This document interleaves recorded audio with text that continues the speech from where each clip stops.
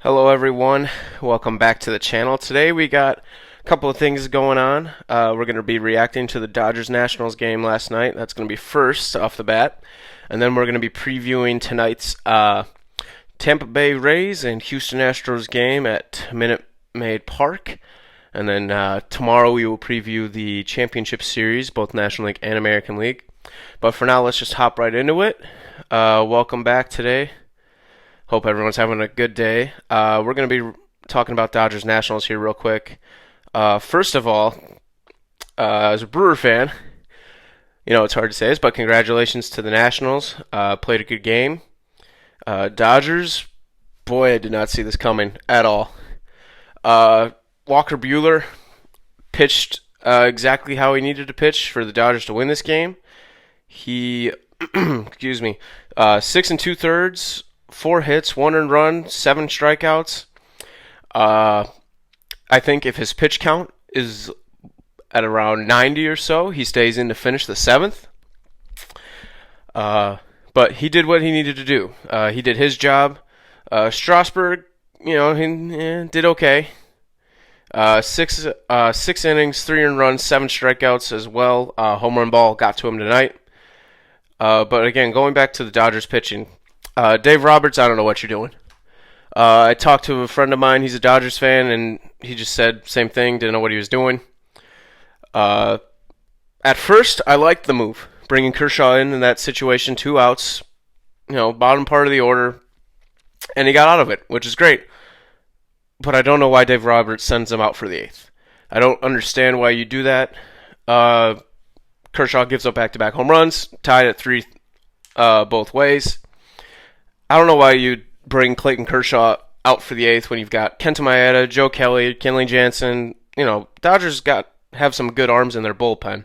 I really don't understand that move at all by Dave Roberts, and it eventually cost him the game. I'm not saying Joe Kelly cost him the game, but I just think Dave Roberts' maneuvering of that bullpen was what cost him. Going to the Nationals side, though, hats off for them coming back. I think I am a Brewers fan, like I said, but I felt that the Nationals had the best chance at upsetting the Dodgers just because of the rotation. And tell you what, I think I'm going to talk about it more tomorrow, but I think they have the edge over St. Louis as well. Corbin looked good for the first time in the postseason last night. Inning in the 3rd, 3 strikeouts, no runs, no hits. Dakota Hudson again, he's been solid all postseason as well. Sean Doolittle had a good outing as well, so maybe the bullpen's turning it around. But let's talk about the hero real quick, Howie Kendrick. I mean, you talk about a guy who's a veteran, probably going to retire in a couple of years, depending on how his play goes. Just a great at-bat by Howie.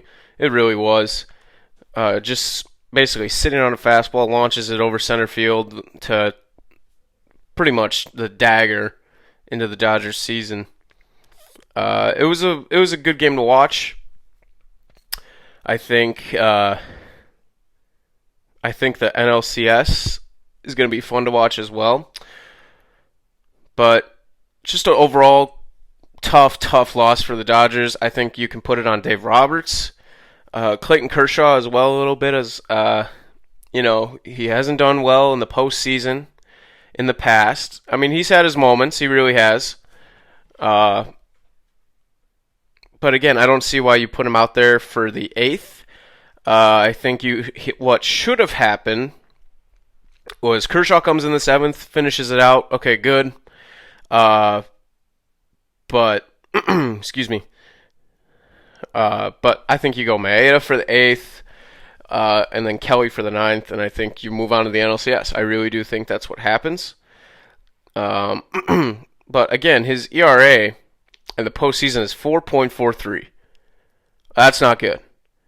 I mean, his winning percentage is, or I should say his win-loss record, 9-11.